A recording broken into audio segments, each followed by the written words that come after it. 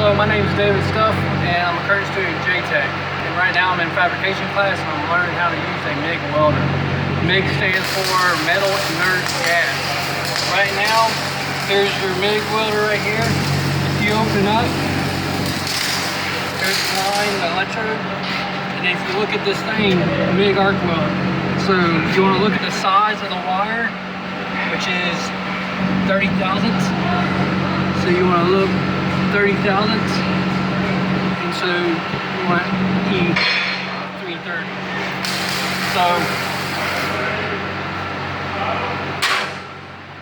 So how you set it up, here's your on and off button. So we're going to go ahead and have it pretty much on 300, probably up 330. And then you put it on E, which is the voltage. This is the speed of the wire, and then the on and off button. Oh yeah, also the gas, you want to make sure that the gas is at 10. This is argon gas. It's the shield for the actual, it's the gas shield for the welder itself. And this is the gun. Here's the trigger, which pushes the electrode out, and it causes an arc on the metal.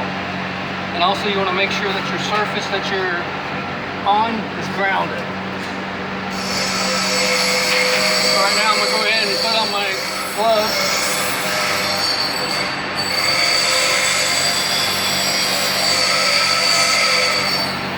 Also you want to make sure you have your eye protection under your mask, because sometimes the sparks will go up under your mask and it keeps it from going in your eye.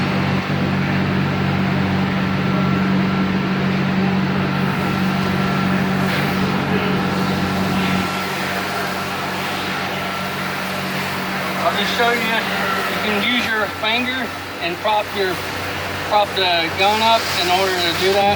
I find it a little bit easier to do that, and it keeps me from shaking and moving around. So right now I'm gonna go ahead and turn this on. Now every time I push the trigger, I have live electricity going through this wire now. So I'm gonna go ahead and start welding.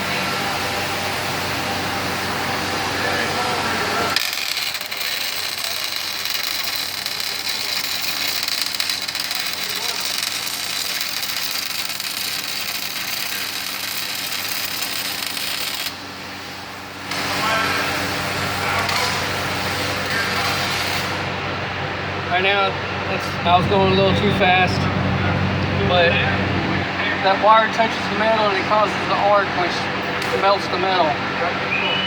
And before you even put the gun down, you want to make sure that you turn it off, so that just in case you don't accidentally hit the trigger and it arcs everywhere. And also, sometimes if you put the gun a little too close, it'll melt the wire into the tip of the gun, and then you'll have to freaking pull this out, and you have to pull the wire out, and you cut the bad wire out, whatever is all messed up. So, basics of MIG welding. Thank you.